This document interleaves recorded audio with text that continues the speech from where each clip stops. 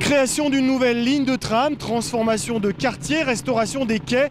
C'est l'année de tous les chantiers à Grenoble et toute cette semaine, nous faisons le point sur les travaux. 10 km et demi entre Saint-Égrève et Grenoble, 3 ans de chantier pour un coût estimé de 300 millions d'euros. Depuis fin 2011, la physionomie du chantier du tram E ne cesse d'évoluer. Parmi les ouvrages les plus délicats, le pont de la Porte de France qui va être élargi d'une dizaine de mètres. Après les fondations puis la démolition des anciennes bordures, la transformation de l'ouvrage s'accélère.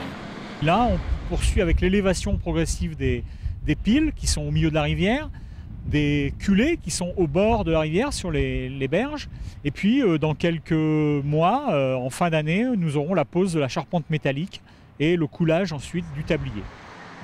Sur le cours Jean Jaurès, la plateforme de béton qui recevra les premières rails dans une quinzaine de jours est partiellement coulée. Le réaménagement de l'intersection avec l'avenue Alsace-Lorraine est un des points névralgiques du chantier. C'est ici que se croiseront les lignes A, B et E. Très fréquenté, ce carrefour exige beaucoup de vigilance.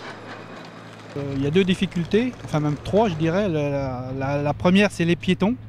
On a du mal malgré les balisages, malgré tout ce qu'on fait pour qu'ils puissent passer en sécurité, ils passent quand même sur le chantier.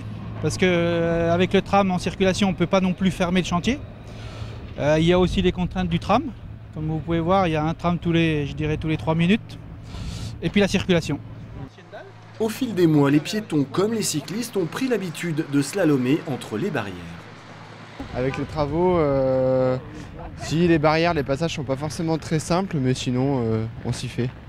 Justement, le vélo, c'est quand même un plus sur les voitures parce que pour les voitures, justement, il y a énormément de bouchons à cause des travaux, alors qu'avec les vélos, on arrive toujours à s'arranger, de circuler par-ci par-là, voilà.